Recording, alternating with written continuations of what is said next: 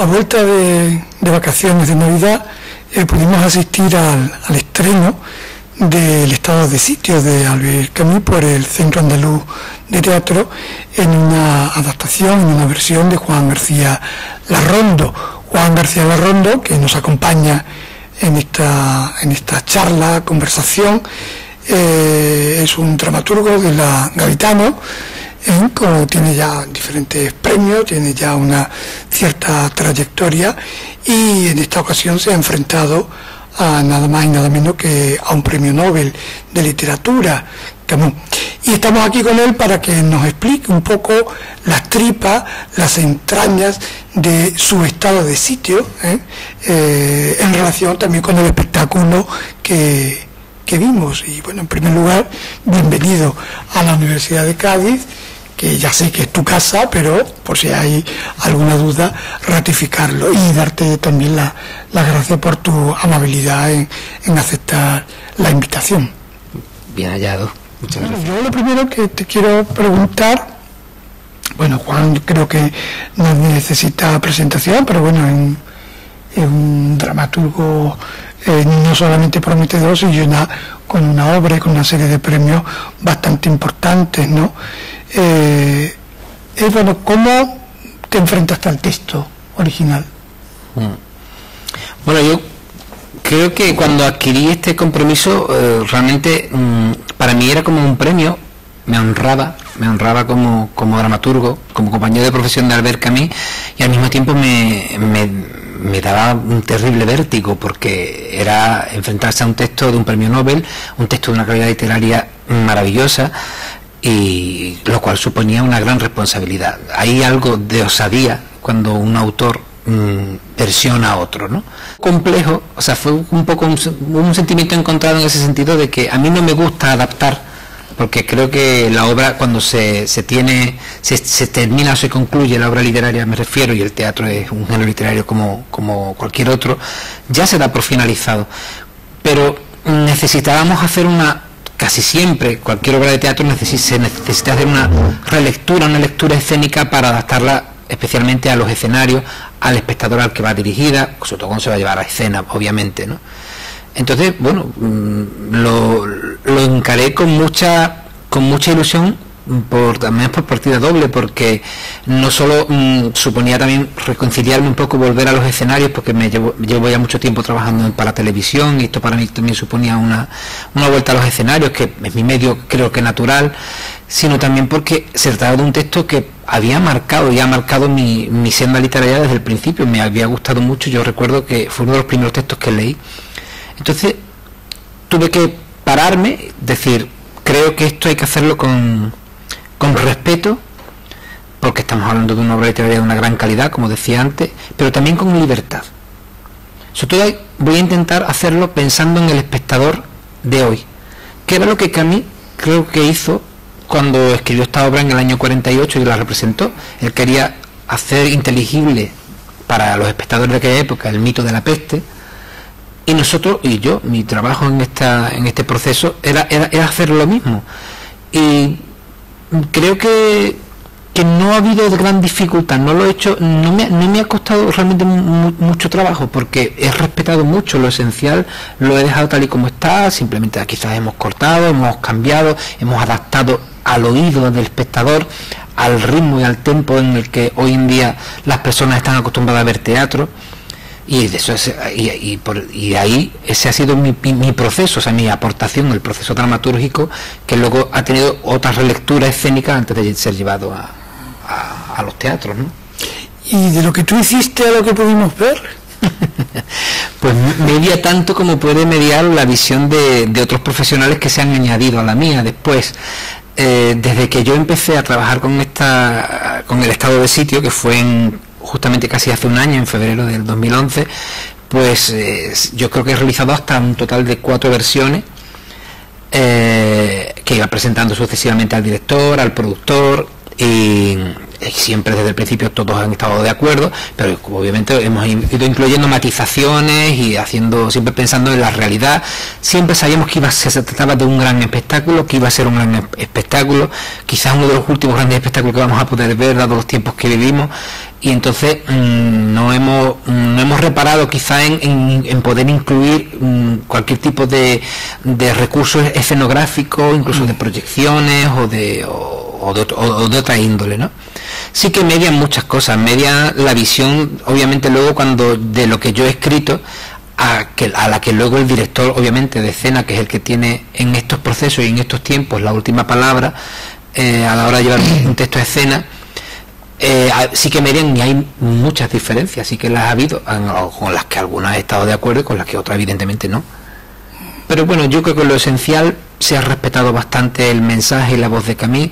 Yo he por lo menos intentado hacer todo lo posible por lo que así sea. Ten en cuenta que luego, aparte del director, luego están también los actores, que también aportan su propia riqueza, sus propios matices. Y hemos tenido la suerte de contar con un elenco de actores realmente muy, muy, muy bueno. Y eso creo que, por el contrario, yo creo que hay que ser humilde y ver que esto es parte de un proceso en el que otras personas tienen también algo que decir a este respecto, y creo que algunos lo han dicho muy bien.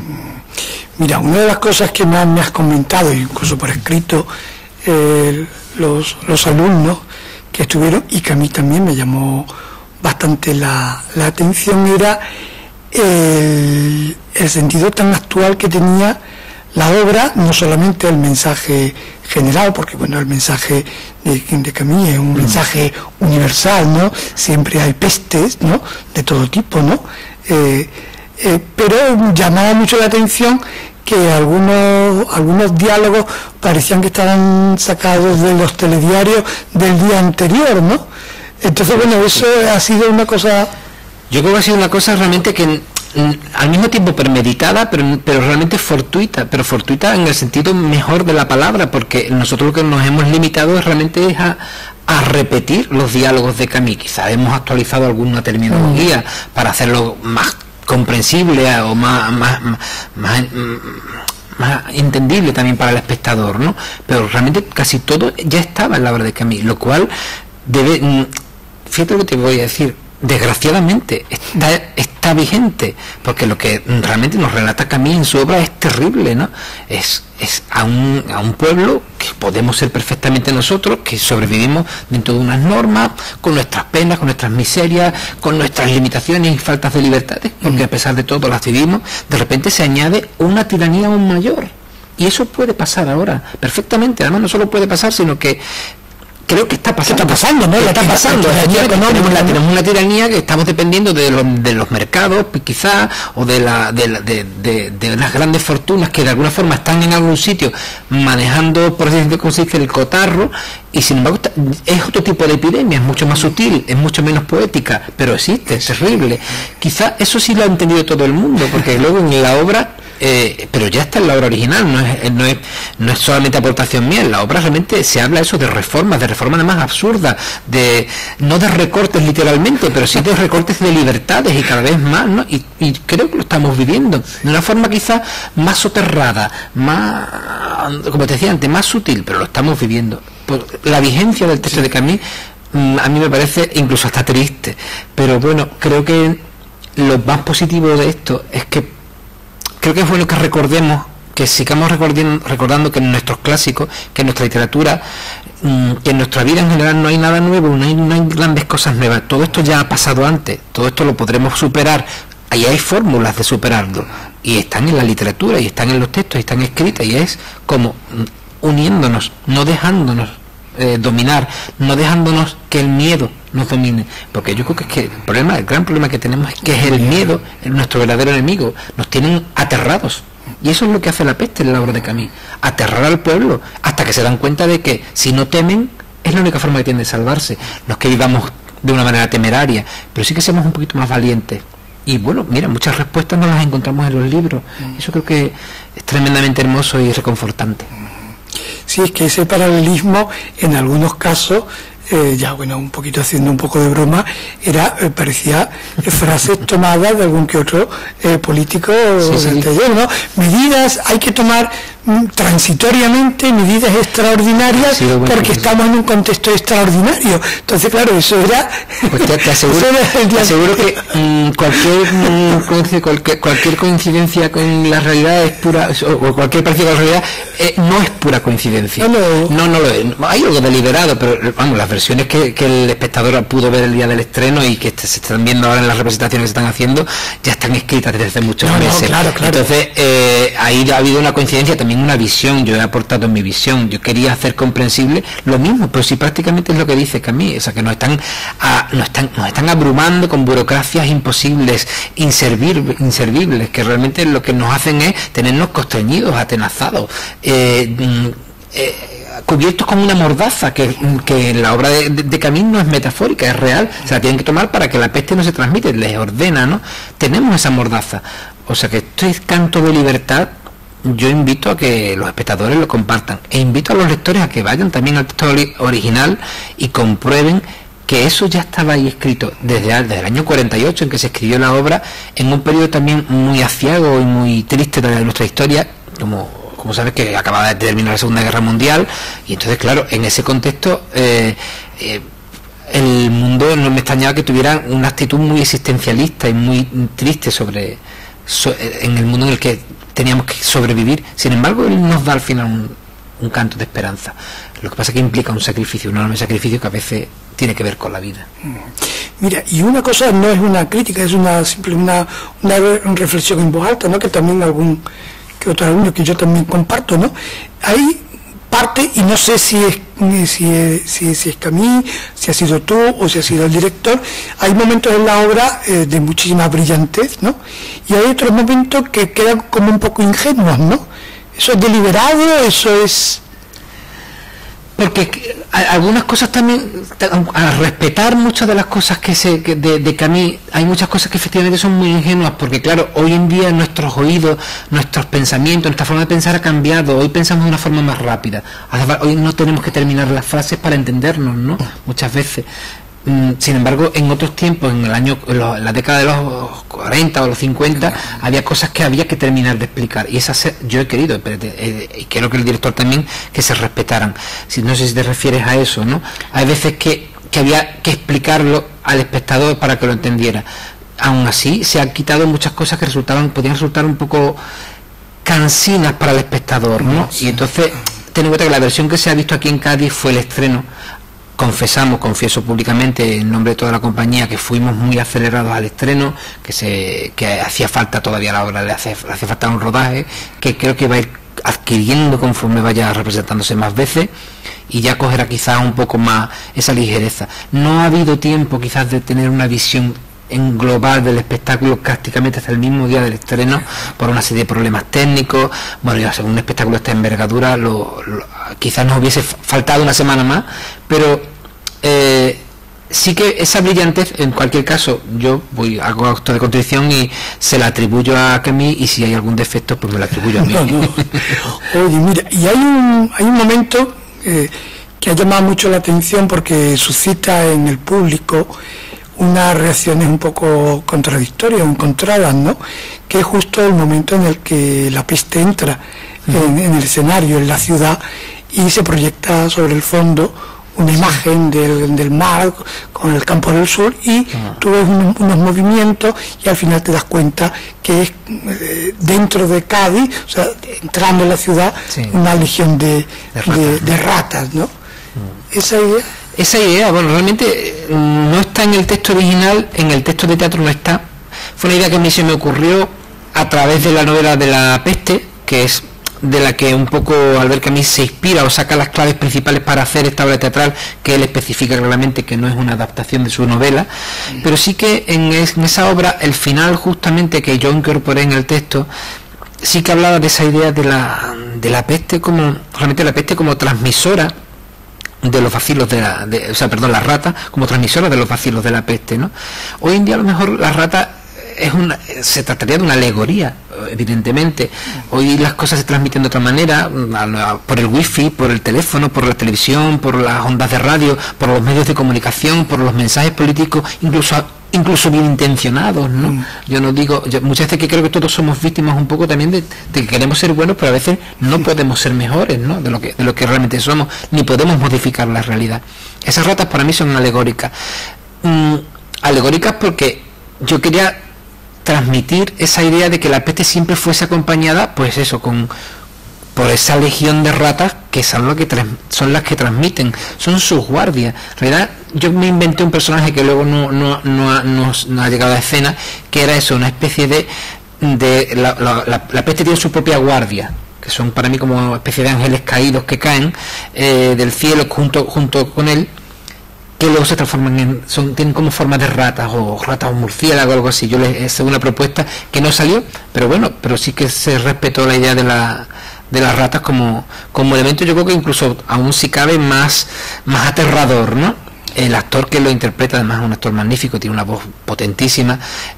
Yo cuando le di los primeros ensayos realmente me sobrecogía, ¿no? Porque estaba muy bien. Se ha cortado muchos textos de ahí de las intervenciones de la peste, cosa que yo lamento muchísimo porque realmente tenían unos parlamentos maravillosos, ¿no? Y entonces, por decisión de la propuesta escénica, pues eso se ha cortado para quizás alargar más los coros, las canciones, y eso yo lo lamento profundamente porque para mí de verdad las intervenciones del personaje de la peste son cruciales, son bellísimas, tienen un lirismo que realmente yo apenas prácticamente ni lo toqué, porque es que estaba tan bien dicho que no había forma de decirlo mejor, no necesitaba decirlo mejor. Sí, hay un momento ya prácticamente al final, ¿no? Un diálogo entre la muerte y la peste, ¿no?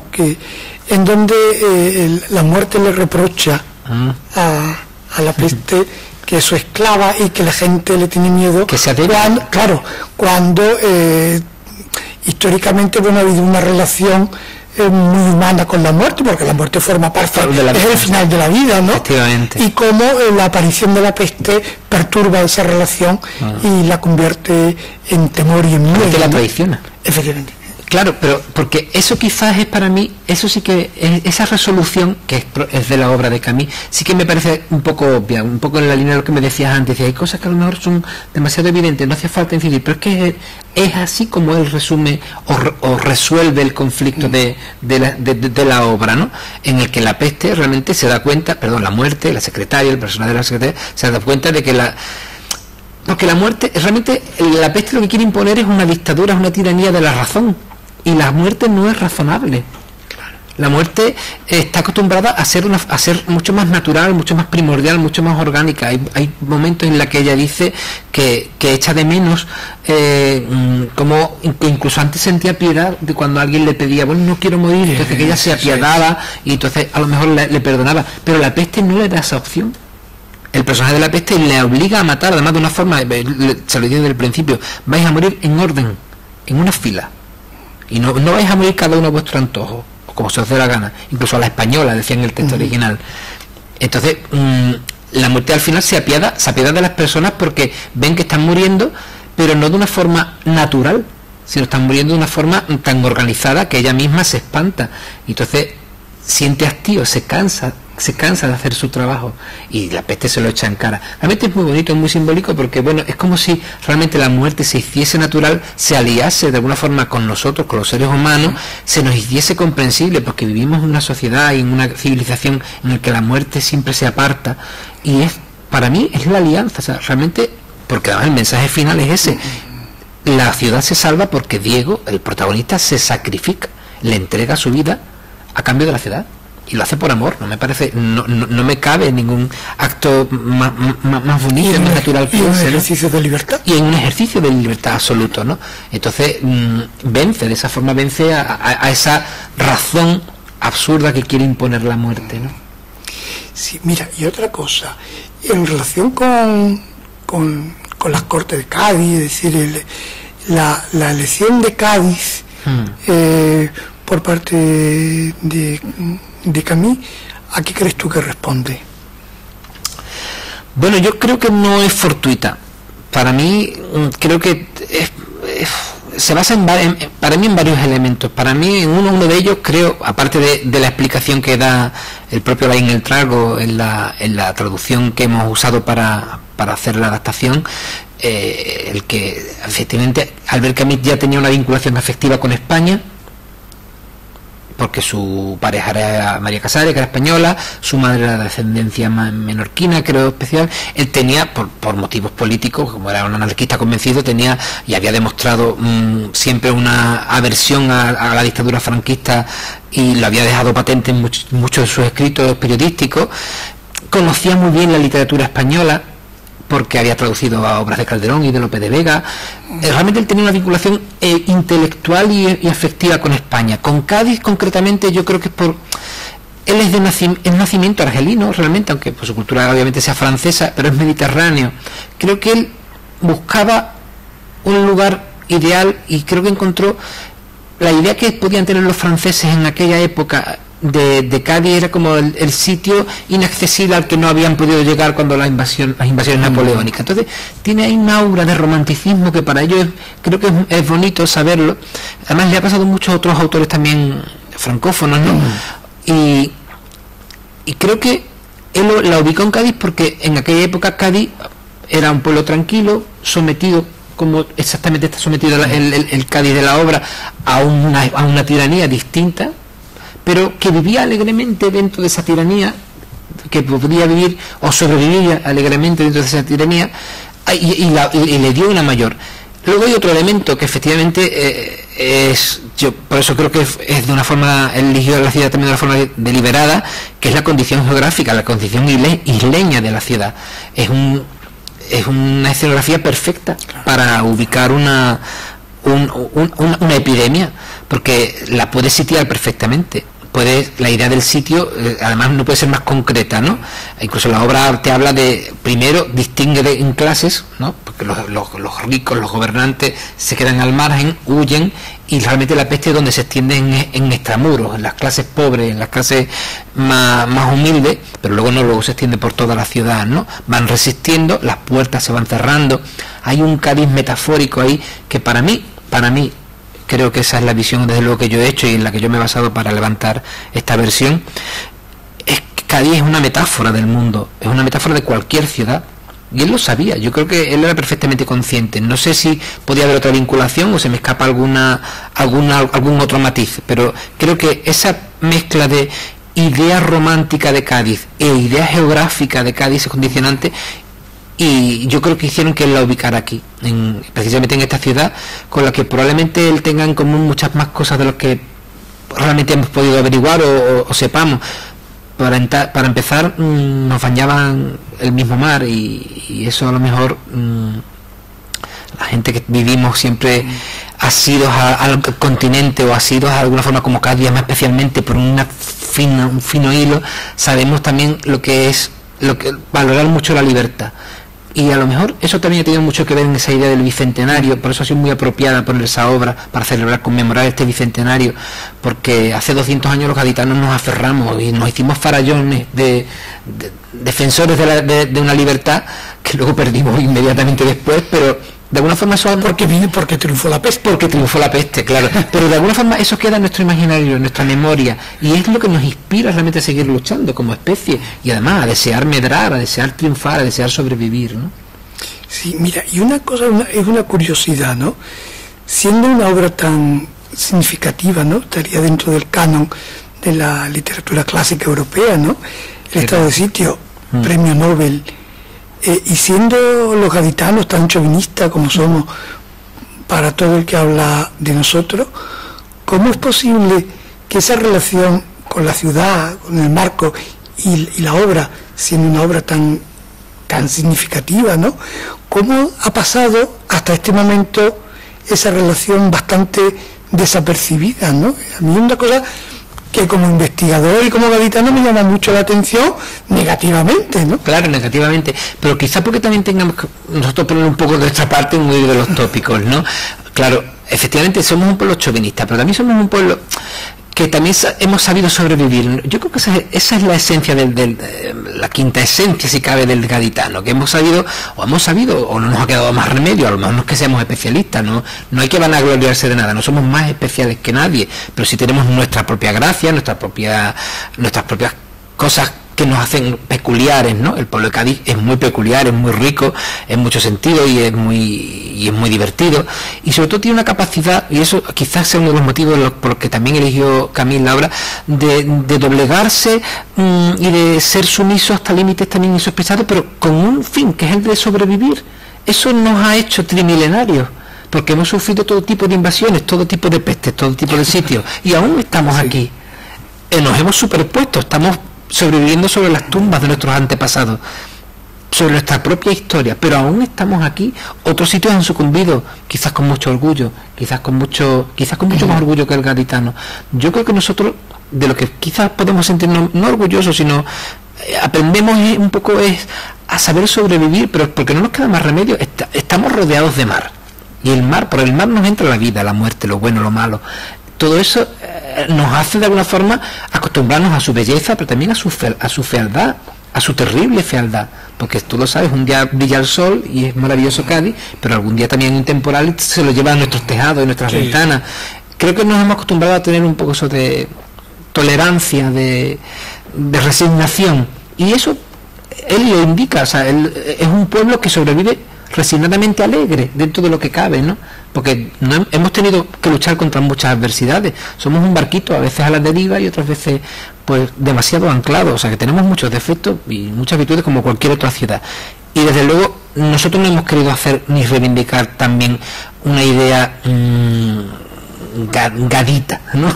de la obra. Al revés, lo que hemos querido hacer o gaditanizar el universo o universalizar Cádiz, para que la gente pudiera identificarse en esta ciudad como un habitante más, como un ciudadano más. Esto que ha pasado en Cádiz, o que él ubica en Cádiz, podría haber ocurrido en otro sitio. Probablemente habría sido diferente, pero el fin habría sido diferente. Y bueno, ¿cómo publicitarías tú la obra? Es decir, ¿quién no la ha visto? ¿Qué va a ver el espectador? Yo creo que más o menos ya las ideas principales las hemos esbozado entre los dos. Yo creo que aprovechando esta coyuntura, que efectivamente que este Cádiz que está ahora en este año 2012 de celebración, estamos celebrando cosas realmente muy profundas y bonitas, que realmente creo que la gente tiene que entender, ¿no? Que eso de que el gobierno debe de garantizar el bienestar y la felicidad del pueblo, a mí me parece una de las frases más bonitas que hay. Eso, que no se quede en una frase, ¿no? Y eso es lo que nos viene a decir un poquito la obra. O sea, que tenemos que poner un poco todos, que tenemos que sacrificarnos un poco todos, sobre todo en tiempos de adversidad, para ser un poquito más felices, ¿no? Ser felices no a costa de los otros, sino con la diferencia de los otros, aceptando la diferencia de los otros. Que a mí incluso él amaba, o sea, él defendía todo lo que supusiera ensalzar los valores humanos, ¿no? Todo lo que alejaba al hombre de su propia esencia le disgustaba tremendamente, tanto que llegó incluso a renegar del propio existencialismo o del marxismo, incluso como corrientes políticas o de pensamiento. Y eso está también en la obra. La obra al final no es existencialista, tiene un canto de esperanza. Para mí es la idea que ya he dado en prensa, en alguna otra red de prensa o algo, que la única forma de sobrevivir que tenemos es la de protegernos los unos a los otros. Es la única forma que tenemos de protegernos incluso de nosotros mismos, porque realmente la peste somos nosotros. No es ninguna figura quimérica que llega en una barcaza y nos invade. Somos nosotros, las creamos nosotros, la extendemos y la expandimos nosotros. Entonces, creo que es lo que al final venía a decirnos, y lo que la gente va a ver, o creo que va a ver en el espectáculo, porque yo sí que oía comentarios sobre ese sentido, decían la gente, está bien, hay cosas que dan que pensar. Es un recordatorio más, o sea, que tenemos en el mundo de la literatura, en el mundo del espectáculo, en el mundo del arte en general, de que muchas de las respuestas de las que estamos buscando las tenemos ya, nos las hemos dado, ya nos han pasado antes. Por eso es bueno conocer la historia, por eso es bueno conocer nuestra literatura, y yo realmente lo que diría a la gente que vaya a ver este espectáculo que no se conforme con el espectáculo en sí, que profundice, que se vaya, que lea teatro, que el teatro está lleno de maravillosas piezas cruciales en esta historia de nuestra cultura, de nuestra literatura. Y bueno, y que espero que entiendan que lo que hemos querido hacer es algo bueno por los demás. Pues muy bien. La explicación tuya yo creo que arroja bastante luz, ¿no? sobre la peste, ¿no? Y sobre esa idea está muy bien, lo de la luz, todo esto, ¿no?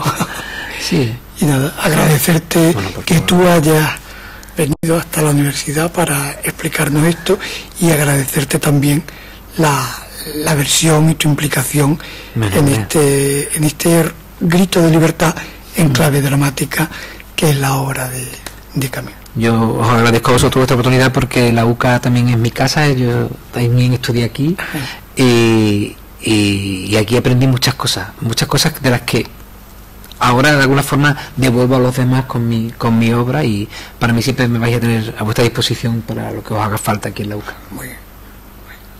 Perfecto. Gracias.